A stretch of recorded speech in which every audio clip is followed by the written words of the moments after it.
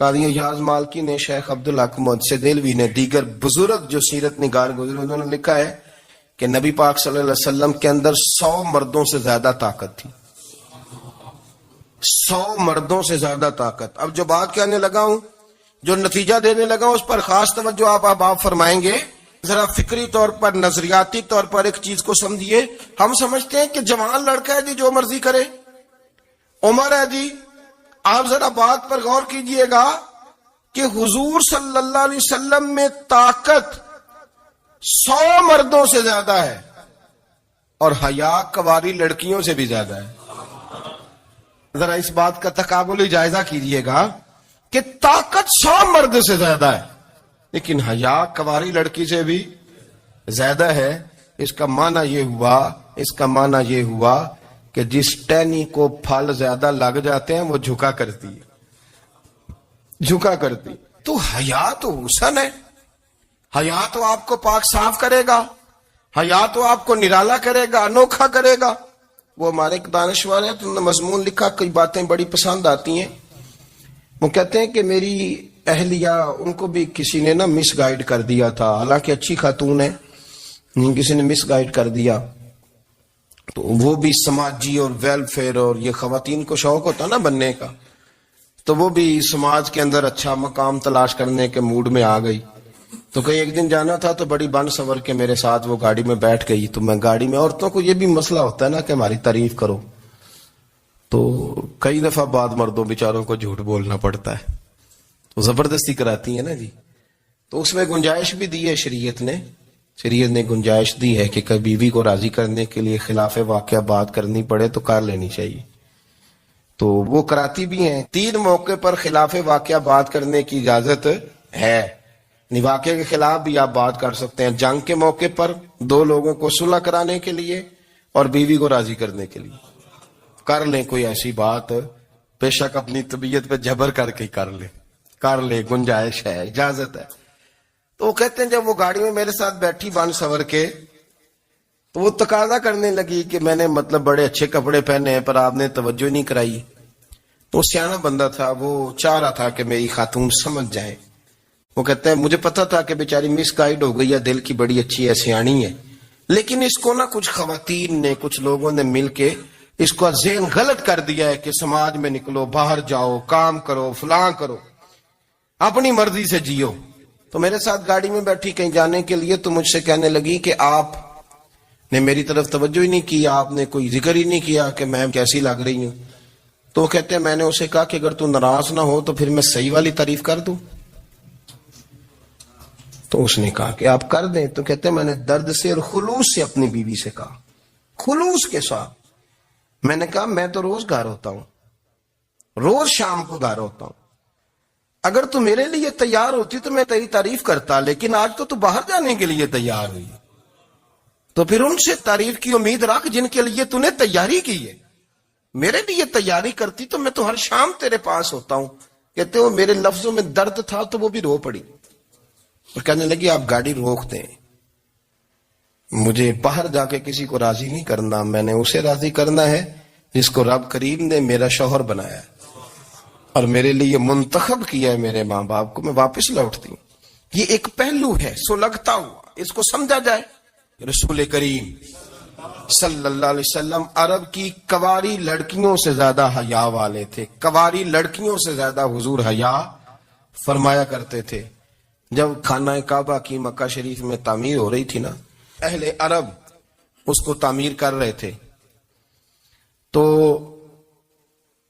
نبی پاک صلی اللہ علیہ وسلم اپنے چچا حضرت عباس کے ساتھ خانہ کعبہ کی تعریف میں مصروف تھے. تو عرب کے لوگ چونکہ لمبا کرتا پہنتے تھے پیروں تک، تو نیچے اگر کسی وقت کوئی چیز نہیں بھی ہوتی تھی تو کسی کو وہ نظر نہیں آتی تھی، چونکہ پردہ رہتا تھا، لمبا کرتا پہنا ہوا ہوتا تھا.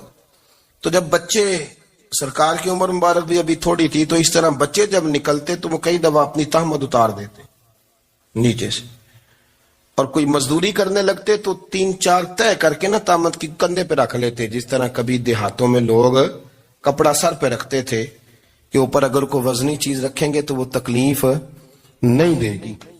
نبی پاک صلی اللہ علیہ وسلم بھی سب لوگوں کے ساتھ خانہ کعبہ کی تعمیر میں شامل تھے. تو حضرت عباس رضی اللہ تعالیٰ عنہ نے کہا حضور سے، ابھی اعلان نبوت بھی نہیں فرمایا تھا، بھتیجے آپ بھی تامد اتاریے. یہ صحیح مسلم میں حدیث موجود ہے. اور اس کو کندھے پہ رکھ لیجیے، آپ اینٹیں اٹھا اٹھا کے لا رہے ہیں تو ذرا آپ کو تکلیف نہیں ہوگی. تو سرکار دو عالم صلی اللہ علیہ وسلم سے یہ بات کہی اور پھر جلدی سے حضور کی تہمت کو نکال کے نا، حالانکہ لمبا کرتا پہنا ہوا ہے، تو وہ جیسے ہی ان کے کندھے پہ رکھا اینٹیں رکھنے کے لیے تو سرکار تو زمین پہ گر گئے، بے ہوش ہو گئے، آنکھیں آسمان کی طرف. اور پھر حضور پکار رہے ہیں آزاری آزاری آزاری، میرا تامت دے دو، میرا تامت دے دو. کبھی کوئی شخص اس وجہ سے بھی بے ہوش ہوا ہے کہ میرے وجود سے کپڑا اتر گیا ہے؟ حالانکہ سرکار پر وہ بے ہوشی بھی نبی پاک کا وہ جو غلبہ ہے نا شرم و حیا کا، اس کی وجہ سے ہوئی. ورنہ تو حضور فرماتے ہیں کہ میری آنکھیں سو جاتی ہیں، دل تو میرا اس عالم میں بھی جاگتا رہتا ہے. تو سرکار زمین پہ تشریف لے آئے، آنکھیں میرا تامت دے دو، میرا تامت دے دو. تو جلدی سے انہوں نے تامت دیا تو حضور نے باندھ لیا. پھر طبیعت مبارک میں تسلی ہوئی. یعنی ہم اس رسول کے غلام ہیں کہ جن کے تو وجود سے کپڑا اتر جائے تو حضور برداشت نہیں کرتے، قبول نہیں فرماتے، تکلیف شروع ہو جاتی. لیکن یہاں نوجوان ہیں اور بڑا قد کاٹ ہے اور بڑے بڑے سمجھدار لوگ ہیں، گرمی آتی ہیں تو شارٹ کپڑے پہن کے گھومتے ہیں. ان کو خیال نہیں کہ یہ وہ والا لباس ہے جو باہر تو کیا گھر میں اماں کے سامنے نہیں پہننا چاہیے، بہنوں اور بیٹیوں کے سامنے نہیں پہننا چاہیے. آپ کی گفتگو میں شرم و حیا ہو، آپ کے لب و لہجے کے اندر حسن ہو. آپ کو پتہ ہے نبی پاک صلی اللہ علیہ وسلم نے فرمایا میری امت میں سب سے زیادہ حیا کرنے والے عثمان غنی ہیں. عثمان غنی سب سے زیادہ حیا کرنے والے. آپ فرمایا کرتے تھے جب سے حضور کا چہرہ دیکھا ہے میں نے کبھی اپنی شرمگاہ بھی نہیں دیکھی، میں نے آنکھوں کا وضو نہیں توڑا، اور جب سے حضور کے دست مبارک میں نے بیعت کے لیے سیدھا ہاتھ بڑھایا تو پھر سیدھا ہاتھ میں نے کبھی گندگی کو نہیں لگایا. حیات. آپ باتھ روم کے اندر بھی غسل فرماتے تھے تو کپڑوں سمیت کرتے تھے. کسی نے کہا حضرت جی واش روم کے اندر کیوں نہیں کپڑے اتارتے؟ آپ فرمانے لگے باہر بندوں سے حیا کرتا ہوں، اندر جاتا ہوں تو رب سے حیا آنی شروع ہو جائے، وہ تو دیکھ رہا ہے نا. تو میں جو بات آپ کی خدمت میں عرض کرنا چاہتا ہوں اس کو آپ سمجھیے گا میرے عزیز، کہ شرم والا مزاج، گفتگو بھی شرم والی، آنکھیں بھی شرم والی، لباس بھی شرم والا، دوستی یاری بھی شرم والی، بہت ساری ایسی باتیں. دیکھیں نا آپ ذرا، میں نے کہا کہ باتوں کو سن کے گزر نہ جایا کریں، اس کی گہرائی پر غور کریں. حضور علم کا سمندر ہے، سرکار سے زیادہ علم دنیا میں کسی کے پاس موجود نہیں ہے، اور صحابہ کو موقع ملا ہوا ہے اس سمندر سے فیض لینے کا. لیکن ان کی حالت یہ ہے کہ حضرت علی المرتضیٰ فرماتے ہیں 14 دن گزر جاتے، حضور سے کوئی سوال پوچھنا ہوتا تھا پر میں شرم کے بارے نہیں پوچھ پاتا تھا. 14 دن بخاری شریف میں موجود ہے. ایک دن نبی پاک صلی اللہ علیہ وسلم نے پوچھا صحابہ سے کہ وہ کون سا درخت ہے جس کے پتے نہیں گرتے، اور وہ درخت اس طرح ہے جس طرح مومن ہوتا ہے، وہ درخت میرے مومن کی طرح بتاؤ. حضرت عبداللہ ابن عمر فرماتے مجھے پتا تھا کہ وہ کھجور کا درخت ہے، لیکن چونکہ ابو بکر صدیق بھی بیٹھے ہیں، عمر فاروق بھی بیٹھے ہیں، مولا علی بھی بیٹھے ہیں، عثمان غنی بھی بیٹھے ہیں، اتنے جید لوگ بیٹھے ہیں، تو مجھے حیا آتی تھی کہ میں کیوں جواب دوں. کہتے ہیں سرکار نے کئی دفعہ پوچھا، لوگوں نے کئی اور درخت بتائے، پر فرمایا تمہارا جواب درست نہیں ہے. آپ حیا کے اس پہلو پر غور کریں کہ سوال کا جواب آتا ہے. سوال کا جواب، یعنی مجھے سوال کا جواب آتا ہو پھر میں دوں نہ، مجھے بدعزمی نہ ہو جائے گی. یہ کیسے ممکن ہے کہ میری رات گزر جائے، مجھے پتا بھی تھا میں نے بتایا نہیں. بہت سارے لوگ آ کے بہت ساری باتیں بتاتے ہیں، بہت ساری باتیں وہ سمجھاتے ہیں، تو ہم غور سے ان کا چہرہ دیکھنے لگ جاتے ہیں، کہتے ہیں یار اس کا تو دعویٰ تھا کہ میں سمجھنے آتا ہوں، تو یہ تو ہمیں سمجھا رہا ہے، چلو الحمدللہ ہم سمجھنے کو تیار ہیں. لیکن میرے عزیز پتہ بھی ہے جواب کا، علم بھی ہے، لیکن فرماتے ہیں میری حیا نے مجھے اجازت نہ دی کہ میں جواب دوں. آپ فرماتے ہیں پھر حضور سے صحابہ نے عرض کی کہ یا رسول اللہ آپ ہی بتا دیں وہ درخت کون سا ہے. تو حضور نے فرمایا بھئی وہ کھجور کا درخت ہے. تو آپ فرماتے ہیں میں دل ہی دل میں کہہ رہا تھا کہ الحمدللہ میرا جواب درست ہے. حالانکہ میں نے جواب دیا ہی نہیں. تو لفظوں میں حیا، جملوں میں حیا، آنکھوں میں حیا، اٹھنے میں حیا، بیٹھنے میں حیا، چلنے میں حیا ایک خوبصورت حسن ہے. اور نبی پاک صلی اللہ علیہ وسلم نے فرمایا جب تو بے حیا ہو جائے نا پھر تو آزاد ہے، پھر تو جو مرضی کا، پھر تو جو. اس لیے بزرگ جب کسی کو بے حیا کہتے تھے نا، اللہ اکبر، اور جب کسی کو کہتے تھے نا یہ بے حیا ہے تو لوگ سمجھتے تھے کہ کوئی ہلکی سی بات کر دی، لیکن ان کا معنی یہ ہوتا تھا کہ بس بھائی اب اس کے ساتھ کوئی کلام کرنے کی ضرورت ہے، اس کو اب اصلاح کی ضرورت نہیں، یہ بے حیا ہے. کیا معنی؟ کہ اب یہ جو اس کے دل میں آئے گا وہ کرے گا، جو اس کی طبیعت چاہے گی وہ کرے گا، اب یہ کسی پہلو بھی قابو آنے کو تیار ہے. بے حیا ہو گیا. بے حیائی بہت بڑا عیب ہے. اور جو لوگ کہتے ہیں کہ ہمیں بالکل آزادی ہونی چاہیے، ہمارا اپنا جسم ہے تو ہماری اپنی مرضی چلے گی. ایک وزیر صاحب ہے، پتہ نہیں میں ان کو جانتا تو نہیں، انہوں نے سینٹ میں تقریر کی ہے، میں نے ان کی بات سنی ہے. اس نے کہا نہیں نہیں بھائی، جسم رب کا ہے تو مرضی بھی تو رب کریم کی چلے گی، اور مرضی بھی یہ مرضی بھی اللہ کی. یہ مجھے تھوڑا سا مسئلہ ہے جسم پر، کبھی کبھی مجھے کثرت سفر سے الرجی ہو جاتی ہے. میرے ساتھ لوگ نا دل سے پیار کرتے ہیں. شاید ہی کوئی اچھا ڈاکٹر ہو جس تک میرے سنگی مجھے لے کے نہ گئے ہو، پر جسم اللہ کا ہے نا، مرضی بھی جب وہ چاہے گا صحت دے گا.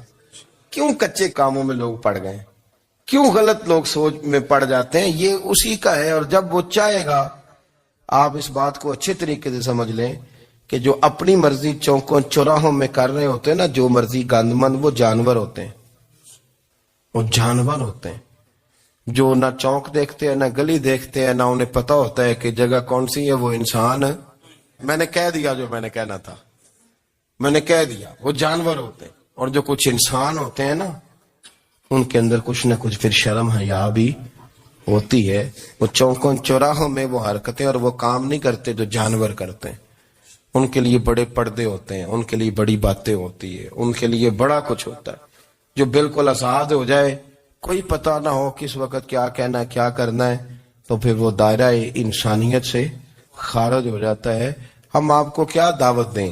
آپ تو وہ باتیں کر رہے ہیں جو اسلام کا انسانیت کے حق میں بھی ٹھیک نہیں. آپ تو وہ والی باتیں کر رہے ہیں جن کا انسانیت بھی تقاضا نہیں کرتی کہ یہ باتیں ہونی چاہیے. لیکن ایک بات، میں تو جذباتی نہیں ہوتا، میں بڑے غور سے چیزوں کو دیکھتا ہوں، سنتا ہوں. اور نہ میں ان موسمی مینڈکوں کی، وہ مجھے عاتق صاحب کہنے لگے جی بڑے بڑے مولوی ایک بندے کے ساتھ بیٹھے ہوئے ہوتے تھے اور وہ روزے میں بڑے بڑے درس دیتا تھا تو وہ بھی فلانی فلانی حرکتیں کر رہا ہے. تو میں نے کہا ہم نے تو پرانا کہا تھا کہ موسمی مینڈک ہے، تو پرانے کہہ رہے ہیں کہ اداکار ہے، تو وہ جہاں کاسٹ کریں گے وہاں وہ اداکاری کرے گا. آپ کسی مذہبی جگہ کر لیں تو وہاں کر لے گا، کہیں اور جگہ کریں گے تو ہم تو پرانا کہہ رہے ہیں. تو کسی کو کبھی سمجھ آتی ہے تو کسی کو کبھی اور جگہ جا کے سمجھ آتی ہے. ہم ان لوگوں سے پریشان نہیں ہوتے. کیوں؟ سن لیں، کوئی مایوسی نہیں. ان کے اندر جتنا زور ہے وہ لگائیں. یہ ملک بنا ہے رسول اللہ کے نام پہ، یہ اللہ نے تحفہ دیا ہے امت مسلمہ کو. یہ نبی پاک کے نام پہ بنا ہے تو یہاں جھنڈا بھی وہی والا بلند ہونا ہے جو مدینے والے رسول کا جھنڈا ہے، اور یہاں وہی کام چلے گا جو نبی پاک نے بیان فرمایا. تو اس طرح کئی لوگ آتے ہیں، وہ شور شار کرتے ہیں، چلے جاتے ہیں. اتنے نہ پریشان ہوا کریں. بہت سارے لوگ تو بیچارے اس قابل بھی نہیں ہے کہ ان کا نام لیا جائے. مطلب اتنا ہم ان کو اہمیت دے دیں، ان کا ذکر کریں، ان کا نام لیں، ان کی بات کریں، وہ بیچارے اس قابل ہی نہیں ہے. مطلب سٹیٹس ہی نہیں ہے ہمارا. اتنے فارغ ہیں ہم کہ اب جو بندہ آئے گا کہانی چھیڑے گا تو ہم چھیڑ جائیں گے. اور بھائی اللہ کا فضل ہے الحمدللہ تعالی، لوگوں نے بڑا شور کیا اور بڑے زمانے سے دنیا شور کر رہی ہے، پر اللہ کے گھر مسجدیں بھری ہوئی ہیں. یہ جو بچیوں کو بچے مس گائیڈ کرتے ہیں، انہیں بڑے بڑے خواب دکھاتے ہیں، وہ بیچاری ماں باپ کو چھوڑ کے، بہن بھائی کو چھوڑ کے اس کے ساتھ شادی کرتی ہے. پھر جو اس کا بعد میں حشر ہوتا ہے، آپ ادلیاں نو سردار پہن تکے تے شرما والیاں نو جھوٹے ڈولیاں دے. پھر وہ بیچاری ماں باپ رکھتے نہیں، وہ ظلم کرتا ہے تو کتنی بڑی تکلیف میں وہ بچی آ جاتی. نازک شیشی ہوتی ہے نا تو ٹوٹ جاتی. یہی حال اب جدید خواتین اور یہ جو کچھ اینکر پرسن ہیں، یہ اصل میں نا یہ آپ کو سیاست سکھاتے ہیں، لیکن یہ مادر پیدر آزاد لوگ ہیں، بالکل آزاد۔ یہ تو علماء شور نہ کریں، بات نہ کریں، گفتگو نہ کریں، مشائخ بات نہ کریں، اور یہ جو کچھ سنجیدہ اور دینی طبقہ ہے یہ کوئی شور نہ کرے، یہ تو روڈوں پہ ننگے ہو کے آ جائیں معاذاللہ۔ خوفناک نظریہ رکھتے ہیں یہ لوگ۔ عورت کو کہتے ہیں تیرے حقوق ہم تجھے لے کے دیں گے، مثلاً وہ کون سا حق ہے جو تم نے لے کے دینا ہے؟ میرے نبی کریم صلی اللہ علیہ وسلم اس کو بیٹی بھی بنایا ہے، اس کو بہن بھی بنایا ہے، اس کو ماں بھی بنایا ہے، اسے بیوی کا عالی شان رتبہ بھی عطا فرمایا ہے۔ اور چونکہ بیٹی کا بھی حق بڑا بیان کیا جاتا ہے، بہن کا بھی، ماں کا بھی، اور بیوی کے معاملے میں لوگ سمجھتے ہیں کہ زیادہ بات نہیں کرنی چاہیے، شاید مسئلہ خراب ہو جائے۔ حالانکہ نبی پاک صلی اللہ تعالی علیہ وسلم نے بیوی کے بارے میں پتہ کیا فرمایا؟ فرمایا جب تم نکاح کر لیتے ہو تو اپنا ایمان محفوظ کر لیتے ہو۔ اب میں اس کی شرح نہیں کرتا، اب خود کر لیجئے گا کہ وہ ایک ایسی شخصیت ہوتی ہے کہ جس کی موجودگی میں آپ کا ایمان محفوظ ہے۔ اب میں نہیں سمجھتا کہ اس سے بڑی بات کوئی اور ہو سکتی ہے، جس کی موجودگی میں آپ کا ایمان، اور بھئی یہ حدیث پاک عرض کر رہا ہوں، نکاح جب کوئی کر لے تو اس نے اپنا ایمان مکمل کر لیا۔ اس کا معنی یہ ہوا کہ آپ کا ایمان محفوظ ہے اس کی موجودگی میں، تو اس سے زیادہ بھی، یعنی ایمان سب سے قیمتی چیز ہے نا، تو اس کے محفوظ ہونے کی وجہ حضور نے نکاح بیان کر دی۔ تو اب میرا خیال ہے بیوی اگر کوئی اس سے بڑا حقوق مانگے گی تو بیوقوفی کرے گی۔ اتنا بڑا درجہ نبی کریم نے اسے عطا کر دیا، اتنا بڑا مقام دے دیا کہ تو خامند کے ایمان کے محفوظ ہونے کا ذریعہ بن گئی ہے۔ عورت کو جو حقوق رسول کریم صلی اللہ تعالی علیہ وسلم نے عطا فرمائے، نبی پاک نے جو حقوق دیے، دیکھیں نا، حضرت عبداللہ ابن عمر رضی اللہ تعالیٰ عنہ کی اہلیہ بیمار تھی، تو جلدی جلدی سے وہ آئے، تو جب بہت جلدی ہو، سفر بڑا شدید تھا، تو آپ نے جلدی سے نماز ادا کی، جلدی سے چلے۔ آپ کے خادم کہنے لگے حضور خیریت ہے؟ فرمایا میری بیوی بیمار ہے۔ تو اس نے عرض کی حضور آپ کی اہلیہ بیمار ہے، تو آپ نے نماز بھی جلدی سے پڑھی، سفر بھی جلدی جلدی کیا۔ تو فرمانے لگے یہ وہ چیزیں ہیں جو ہمیں مدینے والے رسول نے سکھائی۔ آپ اس کیفیات کو سمجھیں کہ حضور صلی اللہ علیہ وسلم نے درس دیا۔ اور پھر ایک اور بہت بڑی بات، یہ فضیلت کسی اور کو نہیں دی، جو عورت کو حضور نے فضیلت دی، یہ فضیلت کسی اور کو نہیں دی۔ کبھی حضور نے فرمایا کہ تمہارا ابا تمہارے ساتھ بہت سخت رویہ کرے تو تم نے اس کو اس سختی پر داد دینی ہے؟ فرمایا چلو اگر وہ زیادتی بھی کرے تو تم نے اس کے ساتھ سلوک اچھا ہی کرنا ہے۔ لیکن آپ ایک بات کو سمجھے نا کہ بچے کے بارے میں، بیٹے کے بارے میں، بیٹی کے بارے میں فرمایا 10 سال کے ہو کے نماز نہ پڑھے تو سختی کرو، تمہارا ڈنڈا بھی لٹکنا چاہیے۔ بہت ساری جگہوں پہ بہت سارے لوگوں کے لیے سختی کا حکم دیا، لیکن عورت کے لیے حضور نے جو جملے کہے، اصل میں ہم سمجھتے ہیں کہ یہ ایک بات ہے، مشہور ہو گئی ہے روایت حدیث، تو بس اس کے پس منظر پر اور جملوں کے حسن پر شاید معاذ اللہ غور کرنے کی ضرورت نہیں۔ ذرا اس لفظ کی تاثیر پر غور کریں۔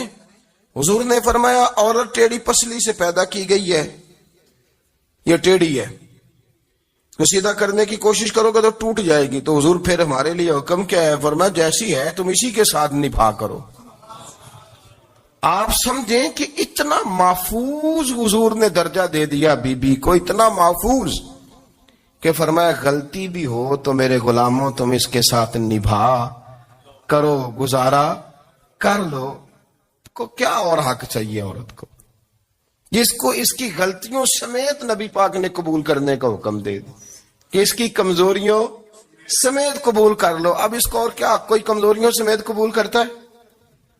کبھی آپ دکان پہ بیٹھے ہو تو آپ کہیں بھی اس میں یہ بھی غلطی، میرے مال میں یہ بھی کمزوری ہے، یہ بھی کمزوری ہے، یہ بھی کمزوری ہے، تو کر لے قبول؟ کرتا ہے کوئی؟ کوئی شخص ایسا ہو جو کسی چیز کی کمزوریاں بیان کر کے کہ اسے قبول کرو؟ پر رسول کریم صلی اللہ تعالی علیہ وسلم نے نا ہمیں سبق دیا، حضور نے ہمیں درس دیا، نبی پاک نے ہمیں پیغام دیا۔ فرمایا یہ ٹیڑھی ہے، سیدھی کرنے کی کوشش کرو گے تو بیچاری ٹوٹ جائے گی، تو اس کے ساتھ نبھا کر جاؤ۔ آپ میری بات کو سمجھیے گا. چلے میں اس پر ایک اور بخاری مسلم کی حدیث پڑھتا ہوں. حضرت سلمان فارسی رضی اللہ تعالیٰ عنہ اور حضرت ابو دردہ کے درمیان بھائی چارہ تھا.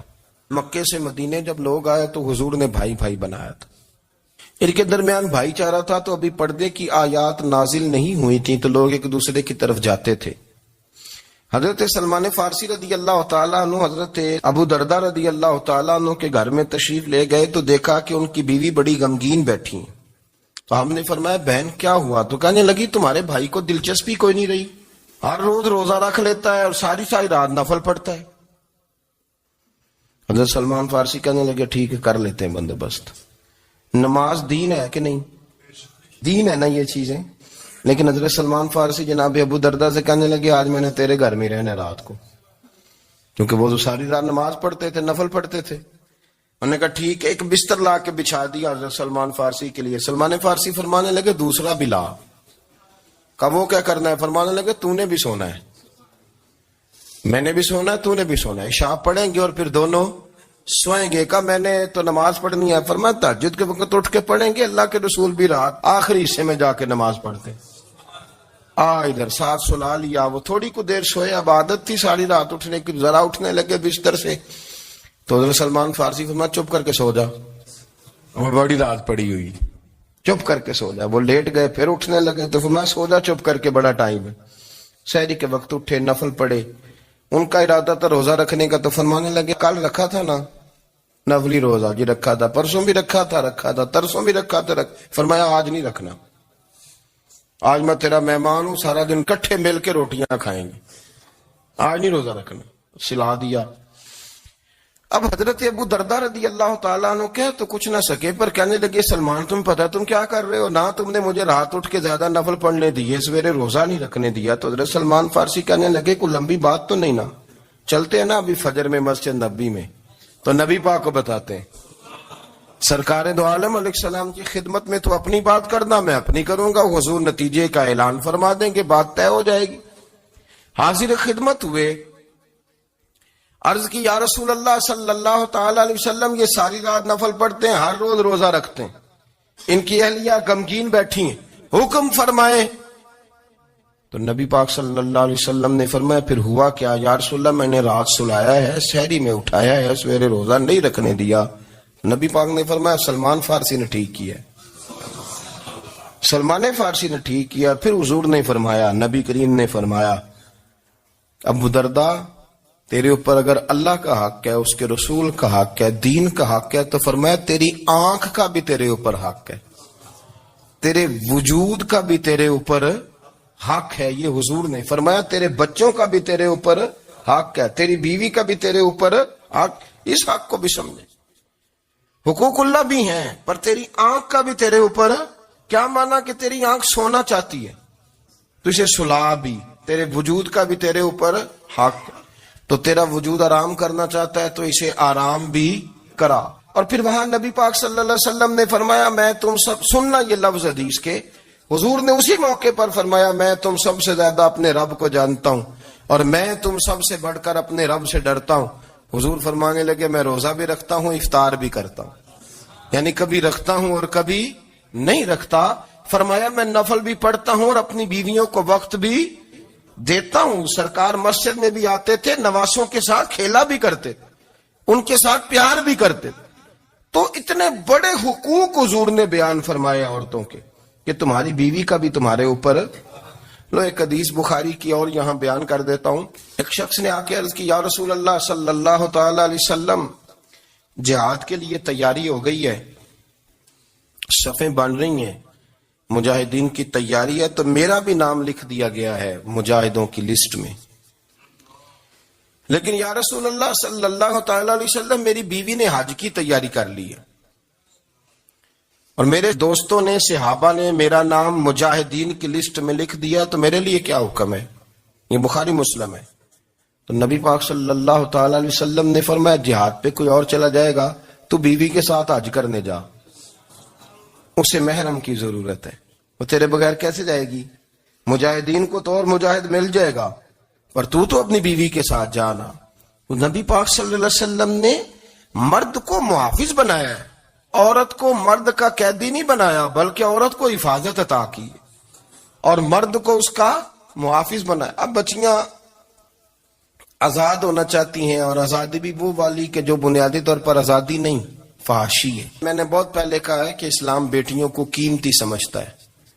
جس بندے کے پاس 20 تولے سونا ہو وہ چوک میں لے کے نہیں آتا, وہ قیمتی چیز ہے, اس نے چھپا کے رکھی ہوتی ہے.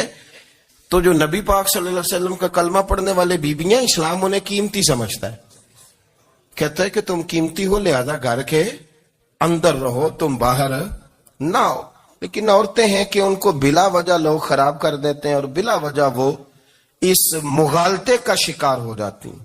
اب آگے بڑھتے ہیں. قرآن مجید نے سورہ نور کی آیت نمبر 30 میں کہا کہ کل للمؤمنین یغضوا من ابصارہم, فرمایا کہ اے محبوب علیہ السلام مومن مردوں سے کہہ دو کہ اپنی نظریں جھکا کے رکھیں, اپنی نظریں. اور اگلی آیت میں فرمایا وَقُلْ لِلْمُؤْمِنَاتِ يَغْضُضْنَ مِنْ أَبْصَارِهِنَّ, فرمایا کہ اے محبوب مومن عورتوں سے بھی کہہ دو کہ اپنی نظریں جھکا. مرد بھی اپنی نظر جھکا کے رکھے گا عورت کی طرف, لیکن یہ ساری پابندی صرف مرد پر نہیں, عورت بھی غیر محرم کا چہرہ نہیں دیکھے گی. اس پر بھی اسی طرح نظر جھکانے کا حکم ہے جس طرح کے وہ ہر دکاندار کو بھائی جان کہہ کے گفتگو کرنے کی اس کو بھی اجازت نہیں ہے کہ وہ سمجھے کہ پابندی تو مرد نے کرنی تھی, میں نے تھوڑی کرنی تھی. وہ جس کے پاس جائے, جہاں بھی جائے, ڈاکٹر کے پاس جائے, باہر جائے, تو وہ جس طرح مرضی اس کا دل چاہے وہ بات چیت کرے. اس کی عورت کو بھی اجازت اسلام نہیں دیتا. بنیادی طور پہ اسلام شرم و حیا کا دین ہے. حیا کی بات کرتا ہے. حیا کی جب ہم تعریف کرتے ہیں تو حیا کی تعریف یہ ہے کہ کوئی کبھی چیز دیکھ کے نا تو آپ کی طبیعت میں کراہت محسوس ہو, آپ کوئی غلط جملہ منہ سے نکالتے ہوئے ذرا جھجکیں, آپ کوئی غلط بات کرتے ہوئے تھوڑا بوجھ محسوس کریں. ہمارے ہاں تیزی سے فروغ پایا ہے بے حیائی میں. سنگیوں کی محفلیں, یاروں کی محفلیں, اس میں غلیظ گفتگو ہوتی ہے. الا ماشاء اللہ. ان دوستوں کو بڑی پاک صاف گفتگو کرنی چاہیے. دوستی کا رشتہ بڑا مقدس رشتہ ہے. جو یہاں ایک دوسرے سے پیار کریں گے جنت میں بھی اکٹھے داخل کیے جائیں گے. شرط یہ ہے کہ پیار اللہ رسول کی رضا کے لیے ہو, لیکن اس کے اندر اگر آپ کی گفتگو کچی ہو, کمزور ہو, فحاشی والی ہو, عریانی والی ہو. وہ ہمارے ہاں تو اب اس کو لوگ فیشن سمجھتے ہیں, اس کو مردانگی کی علامت سمجھتے ہیں کہ وہ جی ساری باتیں جی وہاں ہو گئیں, اور جس کا جو جی چاہا اس نے کہا. آپ جب حیا کے دائرے میں ہوتے ہیں تو آپ خود بھی سکون محسوس کرتے ہیں. دیکھیں نا, آپ کو نیند سکون سے کہاں آتی ہے؟ جہاں کمرہ بند ہو, چاروں جانب دیوار ہے, اوپر چھت ہے, خالی دروازہ بھی کھلا ہوا ہونا تو جب بندہ سکون لینا چاہتا ہے تو کہتا ہے یار ذرا دروازہ ذرا بند کر دو. وہ اچھی طرح اپنے آپ کو چھپا لیتا ہے نا حیا کے پردے میں, تو اللہ اسے سکون عطا کرتا ہے. اور جو اس سے بھی زیادہ ٹھنڈی نیند میں جانا چاہتا ہے وہ کہتا ہے لائٹ بھی بند کر دو. اب وہ مکمل طور پہ سمجھتا ہے کہ میں چاروں جانب سے چھپ گیا ہوں, اگر میں کھل کے بھی سو جاؤں گا تو میرا چونکہ پردہ قائم ہے تو مجھے کوئی دشواری نہیں ہوگی. آپ جب چھپ جاتے ہیں, جب آپ حیا کے اندر سمٹ جاتے ہیں, جب آپ چادر کے اندر آ جاتے ہیں تو آپ بہت ساری جگہوں پہ آسانی محسوس کرتے ہیں. تو حیا تو آپ کو سکون دیتی ہے, حیا تو دل کو راحت دیتی ہے. میں بڑی ذمہ داری سے بات عرض کرتا ہوں, قرآن مجید نے نا ایک مقام پہ مذاق کو, ایک مزاح ہوتا ہے خوش طبی, وہ نہیں مذاق اڑانا. قرآن پاک نے نا مذاق کو ایک جگہ پہ جاہلوں کا طریقہ بھی قرار دیا. بنی اسرائیل کے لوگوں سے حضرت موسیٰ نے کہا کہ گائے ذبح کرو اور ایک ٹکڑا مقتول کو مارو, زندہ ہو کے خود بتا دے گا مجھے کس بندے نے قتل کیا. تو کہنے لگے آپ ہمارے ساتھ مذاق کر رہے ہیں. تو قرآن مجید کہتا ہے کہ حضرت سیدنا موسیٰ علیہ السلام فرمانے لگے اعوذ باللہ ان اکون من الجاہلین, فرمانے لگے میں اللہ کی پناہ مانگتا ہوں کہ میں جاہلوں میں سے ہو جاؤں. یہ مذاق کرنا تو جاہلوں کا طریقہ ہے. اگر آپ کی زبان سے بے حیائی کا جملہ نکل گیا, اگر آپ کی زبان سے بے حیائی کا جملہ نکل گیا, آپ نے کہہ دیا کہ ہم آزاد لوگ ہیں, جو مرضی کریں گے, جو مرضی کہیں گے, جو ہمارا دل میں آئے گا کریں گے, تو پھر تو لوگ آپ کا وہ حشر کریں گے کہ آپ سے برداشت ہی نہیں ہوگا. جس کا لوگ مذاق بنا لیتے ہیں اور جو مذاق بن جاتا ہے پھر اسے کوئی جینے دیتا ہے. آپ حیا کی چادر میں چھپیں گے تو بچیں گے. اگر آپ نے اپنا مذاق بنوا لیا یہ کہہ کے کہ میں نے مرضی کرنی ہے، پھر یاد رکھنا چھپنے کو جگہ نہیں ملے گی، پھر تکلیف میں آ جائیں گے، پھر بہت بڑی اذیت کا شکار ہو جائیں. شرم و حیا، عرب کے اندر جو کنواری لڑکیاں تھیں ان میں بڑی حیا ہوتی تھی. الحمدللہ میں بڑے فخر سے کہتا ہوں کہ میرے پنجاب کی، میرے پاکستان کی بیٹیاں بھی 20 دفعہ ان کا ابا کہے تیری شادی کرنی ہے تو وہ آنکھ نہیں اٹھا پاتی آج بھی. یہ تو وہ چند لوگ ہیں جو کہتے ہیں ہم ہائی کلاس ہو گئے، ہمیں نہیں پتا کہ وہ روشن خیال ہو گئے ہیں کہ روغن خیال ہو گئے، پتہ نہیں کدھر چلے گئے. ورنہ ہماری بیٹیاں آج بھی جب ان سے ان کا باپ، ان کی ماں بات کرتی ہے تیری شادی کی تو وہ تو شرم کے ساتھ پچھلے سے پچھلے کمرے میں چھپتی ہیں. یہ اللہ نے فضل کیا ہوا ہے اس ملت پر. تو عرب کی لڑکی بڑی حیا والی ہوتی تھی، اس سے کوئی بات کرنی پڑتی تھی تو 20 دفعہ بات کی جاتی.